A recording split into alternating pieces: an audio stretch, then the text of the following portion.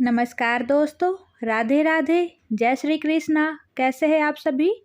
तो जैसा कि आप सभी को पता है, भाद्रपद मास में कृष्ण पक्ष की तृतीया तिथि के दिन कजरी तीज आती है, जो इस साल 2025 में मंगलवार यानी कि 12 अगस्त को है। पौराणिक कथाओं के अनुसार यह व्रत पहली बार माता पार्वती ने भगवान शिव को पति के रूप में पाने के लिए किया था। तो आइए इस वीडियो में जानते हैं कजरी तीज की पूजा विधि, पूजन सामग्री, व्रत नियम आदि के बारे में। शुरू करने से पहले सारे मिलकर बोलेंगे हर हर महादेव। तो सबसे पहले हम जानते हैं पूजन विधि के बारे में। तो कजरी तीज व्रत वाले दिन सबसे पहले ब्रह्म मुहूर्त में उठकर स्नान करें। उसके बाद स्वच्छ वस्त्र धारण कर व्रत का संकल्प ले और मन ही मन में कहे कि मैं भगवान शिव पार्वती की पूजा कर पति की लंबी उम्र व सुख समृद्धि के लिए यह व्रत कर रही हूँ। व्रत का संकल्प लेने के बाद घरेलू पूजा स्थान की तैयारी करें, यानी कि पूजा के लिए एक चौकी पर लाल या पीले कपड़े का आसन बिछाए। उसके बाद उस पर शिव और पार्वती, गणेश जी और चंद्रमा की तस्वीर या मूर्ति स्थापित करें। इस व्रत के नियम।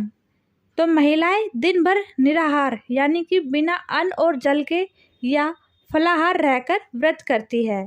उसके बाद शाम को पूजा के बाद ही व्रत खोलती है। व्रत वाले दिन कजरी तीज की कथा अवश्य सुने, क्योंकि पूजा के समय कजरी तीज व्रत कथा सुनी या पढ़ी जाती है।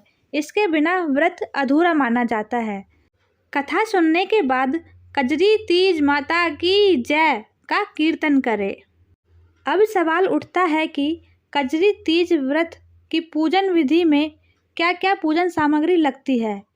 तो उसमें रोली, अक्षत, हल्दी, चंदन, सुहाग का सामान जैसे चूड़ी, बिंदी, सिंदूर, लाल वस्त्र, नारियल, मौसमी फल, पान, सुपारी, मिष्ठान, दीपक, अगरबत्ती, जल व गंगा जल।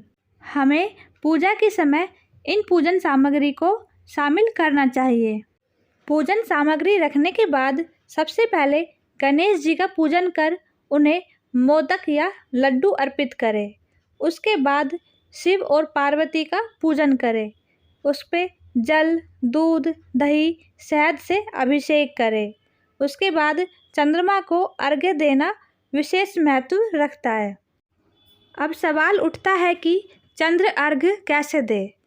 तो रात्रि में चंद्रमा को अर्घ्य देना चाहिए और अर्घ्य देते समय जल, दूध, चीनी और फूल मिलाकर अर्घ्य देना चाहिए।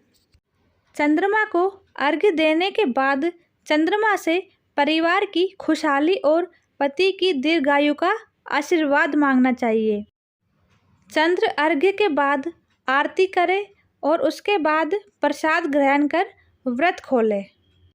तो इस तरह से आप कजरी तीज का व्रत रख सकती है। तो आपको ये जानकारी कैसी लगी? अगर अच्छी लगी तो इस वीडियो को लाइक करें, और अगर आप महादेव की सच्चे भक्त हैं तो मेरे चैनल को सब्सक्राइब करके कमेंट में लिखेंगे हर हर महादेव।